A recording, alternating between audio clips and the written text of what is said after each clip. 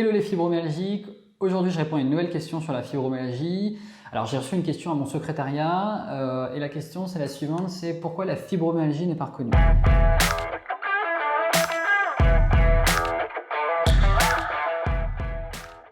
Donc on va faire comme d'habitude, je vais d'abord commencer par répondre à cette question, donc donner mon avis et ensuite j'enchaîne sur moi ce que je pense qu'il faut faire quand on a justement de la fibromyalgie pour réussir à s'en débarrasser, et c'est ce que je fais exactement avec tous mes clients fibromyalgiques dans mon cabinet. L'objectif c'est de réussir à se débarrasser de sa fibromyalgie, et chez Epigénie justement on fait un programme sur la fibromyalgie qui est satisfait remboursé. Alors d'abord on va répondre à la question. Donc pourquoi la fibromyalgie n'est pas reconnue? Très simplement, la fibromyalgie n'est pas reconnue parce que la médecine conventionnée ne comprend pas cette maladie. Et elle ne comprend pas cette maladie sur tous les plans. Déjà, ils ont du mal à diagnostiquer cette maladie. Et ils la diagnostiquent même pas de la manière classique en médecine conventionnée, c'est-à-dire à travers des signes biomédicaux, mais il la diagnostique à travers un diagnostic d'élimination. Donc déjà, pendant très longtemps, la fibromyalgie était vue comme une maladie imaginaire. Donc ça, c'est selon c'est selon la médecine conventionnelle. C'était une maladie imaginaire, puisqu'en fait, la fibromyalgie n'a aucun critère qui rentre dans la case de la médecine conventionnelle. La médecine conventionnelle, elle fonctionne d'une certaine façon pour réussir à diagnostiquer une maladie. Elle a besoin d'avoir des signes biomédicaux. Donc, c'est-à-dire qu'elle a besoin d'avoir une anomalie biologique, une anomalie radiologique ou une anomalie histologique qu'il puisse détecter quelque part pour dire « Ah oui, regardez, on voit bien qu'il y a une anomalie à tel endroit ou à tel endroit ».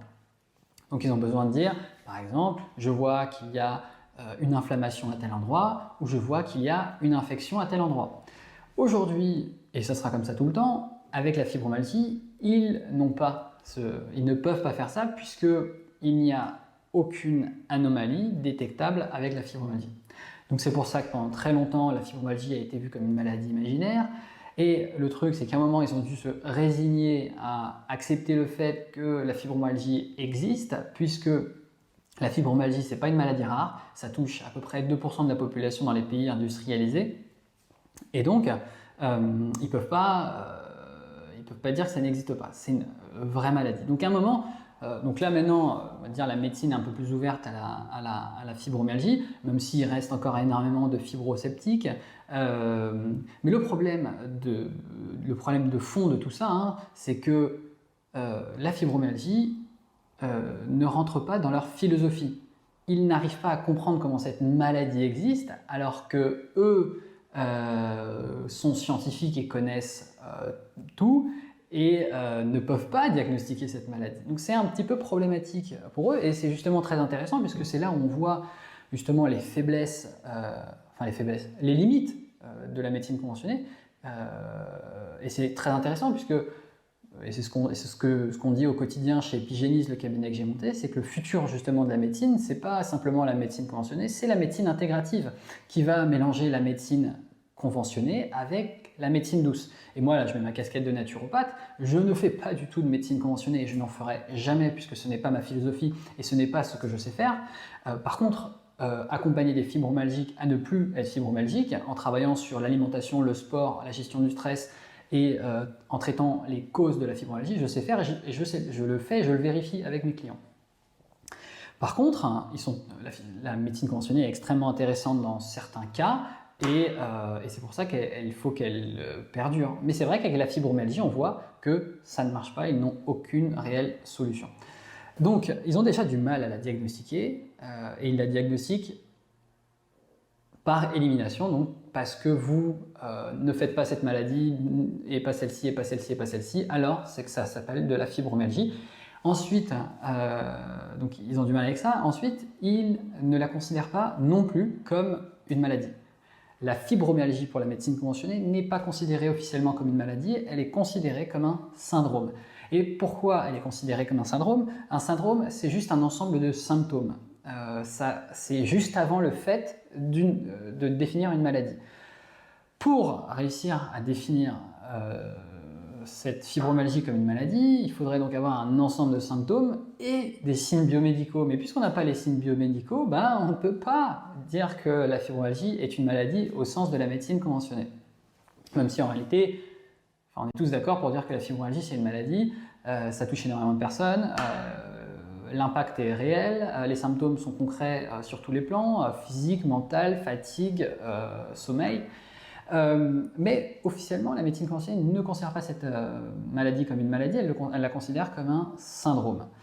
Donc encore une fois, là on est à une deuxième étape où vraiment c'est même pas, on voit bien que c'est pratiquement, pour moi, je ne connais pas toutes les maladies, mais pour moi c'est l'une des pires maladies chroniques qu'on peut avoir, puisqu'on vit un vrai enfer quand même, on a des douleurs, on a énormément de fatigue, on n'arrive pas à dormir, donc on rentre dans un cercle vicieux. En plus, la fibromyalgie, c'est même pas ça. Après, il y a aussi d'autres troubles secondaires à la fibromyalgie qui sont aussi extrêmement impactants.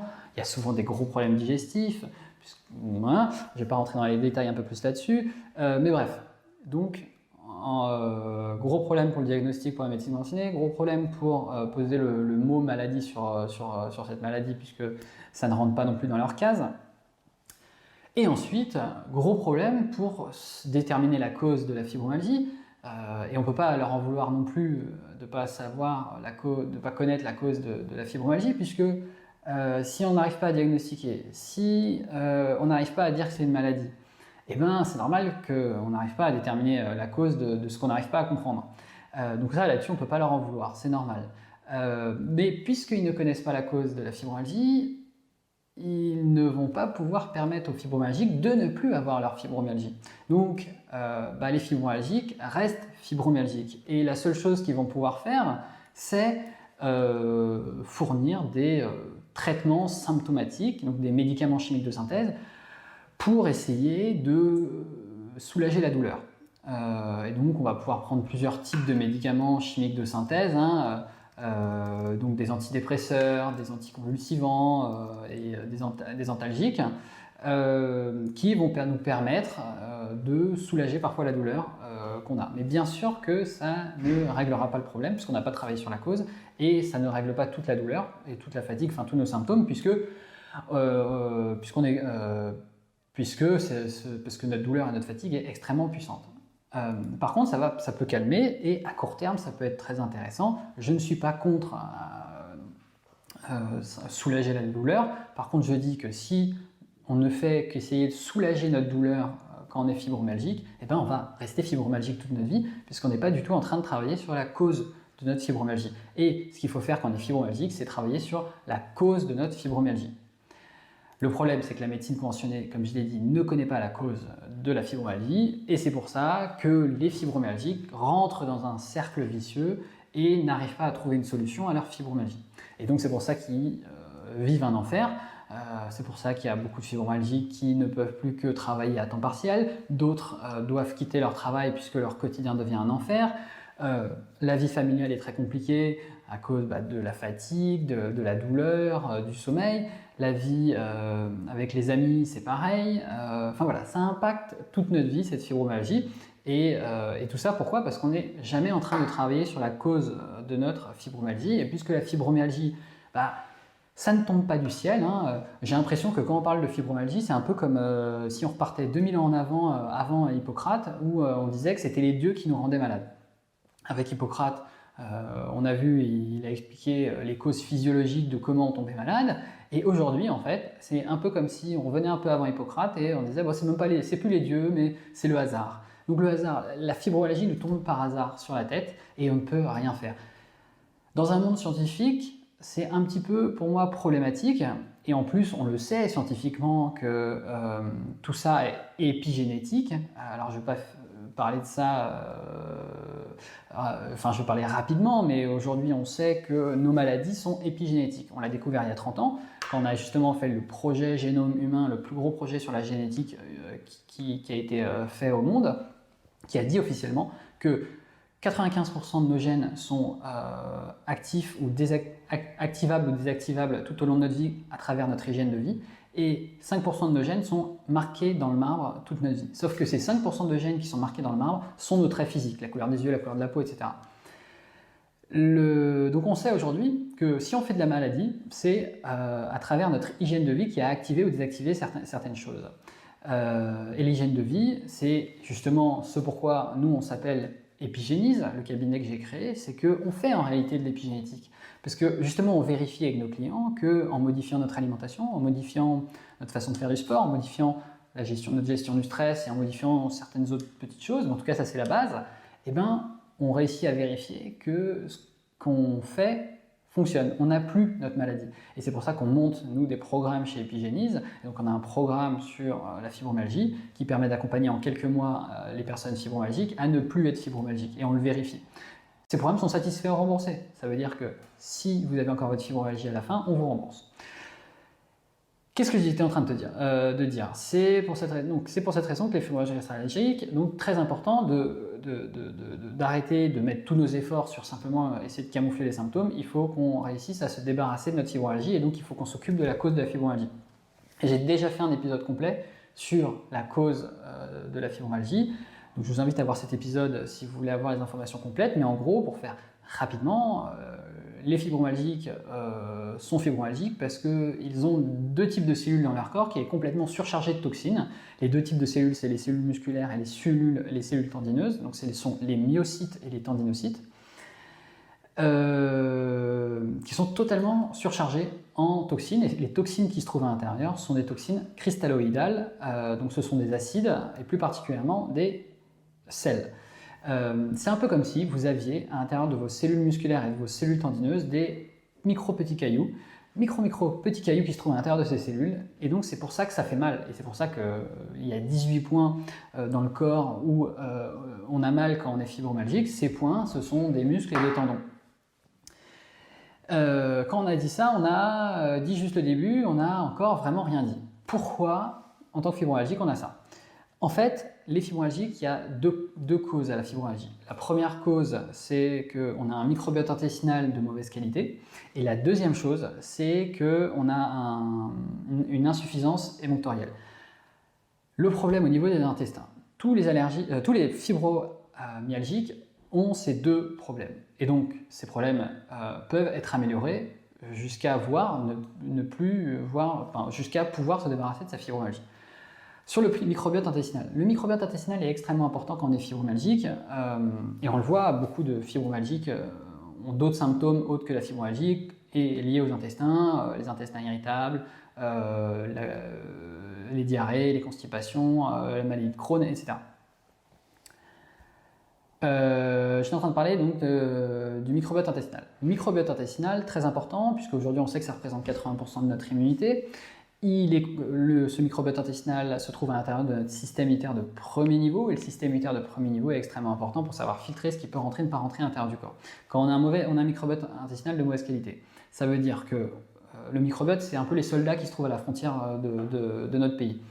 Ils sont fatigués et ils sont un peu nombreux. Donc ils vont laisser passer tout et n'importe quoi. Et ensuite, quand on a un microbiote de mauvaise qualité, la muqueuse intestinale est aussi de mauvaise qualité. Donc c'est-à-dire que la barrière physique de la muqueuse n'est plus aussi imperméable, et donc elle laisse passer tout et n'importe quoi. À partir du moment où on a un microbiote de mauvaise qualité et une muqueuse intestinale de mauvaise qualité, il y a des toxines qui vont rentrer à l'intérieur de notre corps qu'on ne voudrait pas voir à l'intérieur de notre corps. Donc on va avoir une quantité énorme de déchets avec lesquels on va devoir faire quelque chose. Donc le corps va les mettre au niveau justement des cellules musculaires et tendineuses. Ça c'est une des causes. Mais si on ne s'arrête qu'à cette première cause, on n'a pas encore fini notre histoire, puisque si on n'avait que ça comme problème, on ne ferait pas de la fibromyalgie, on ferait d'autres types de maladies, mais pas de la fibromyalgie. Pour faire de la fibromyalgie, la deuxième cause qu'il faut avoir, c'est qu'il faut avoir une insuffisance émonctorielle. Ça veut dire, donc, les émonctoires, c'est les portes de sortie des déchets du corps. Donc le corps, il a des déchets qui viennent de l'extérieur, qui viennent de l'intérieur, et donc il va falloir qu'il les traite. Il va falloir qu'il les sorte du corps à un moment. Et donc, il a des portes de sortie pour sortir les déchets. Donc, il va y avoir les intestins avec les selles, les reins avec l'urine, les poumons avec l'air, la peau avec la transpiration. Et pour les femmes, il va y en avoir un 5e émonctoire qui est le vagin avec les règles où on va sortir des toxines tous les mois. Voilà, donc très important de bien comprendre que quand on est fibromyalgique, nos portes de sortie, elles sont fermées à peu près. Donc, le corps n'arrive plus à sortir la quantité de déchets qui se trouvent à l'intérieur de notre corps. Et donc, il va devoir stocker ces déchets à des endroits. Et ces endroits, pour le cas des toxines acides dans la fibromyalgie, va se trouver dans les tendons et les muscles. Et c'est pour ça qu'on a mal partout, c'est pour ça qu'on est fatigué. Et donc, en fait, si on fait un peu l'image, c'est que on a la grande porte ouverte pour que les toxines rentrent à l'intérieur et on a les portes de sortie qui sont totalement fermées. Donc en fait, on est en train d'entasser un tas de toxines incroyables dans le corps et le corps n'arrive plus à rien faire. Le travail qu'il faut faire donc, quand on est fibromyalgique, c'est arrêter de rentrer des toxines à l'intérieur du corps de cette quantité, donc renforcer son microbiote intestinal, renforcer sa muqueuse intestinale pour assécher la source des déchets et deuxièmement, ouvrir en grand tous les émonctoires de sortie du corps pour permettre de drainer l'ensemble des toxines vers l'extérieur. Et donc en faisant ça, on va petit à petit réduire toutes les toxines qui se trouvent à l'intérieur du corps pour voir qu'à un moment, pendant tout le programme, on réduit, les symptômes se réduisent, on a de moins en moins mal, on est de moins en moins fatigué, on dort de mieux en mieux pour arriver à la fin du programme à vérifier qu'on n'a plus aucun symptôme de la fibromyalgie. Et tout ça, c'est ce qu'il faut faire quand on est fibromyalgique et c'est exactement ce qu'on fait dans le cabinet que j'ai créé qui s'appelle Epigénis, qui est un cabinet qui est spécialisé sur toutes les maladies chroniques que la médecine conventionnelle n'arrive pas à adresser, où nous, on dit plusieurs choses. On connaît la cause de la fibromyalgie, on s'engage, on sait ce qu'il faut faire pour réussir à se débarrasser de sa fibromyalgie, on le vérifie avec nos clients et on engage notre responsabilité quant au résultat puisque chacun de nos programmes est satisfait ou remboursé. Si vous voulez avoir des témoignages, on a toute une page de témoignages sur notre site, on a aussi les avis sur Google de nos anciens clients. Aujourd'hui, on a un taux de réussite qui est de 100% sur tous les programmes qu'on a. Donc les chiffres sont avec nous. Maintenant, ce que je vais faire, c'est que je vais vous mettre un lien dans la description de l'épisode pour vous permettre d'avoir accès à du contenu gratuit pour commencer à réduire votre fibromyalgie donc, gratuitement. Donc si ça vous intéresse, cliquez sur le lien dans la description et vous aurez accès à tout ce contenu. Voilà, je vous souhaite une très bonne journée les fibromyalgiques et je vous dis à très bientôt. Bye bye.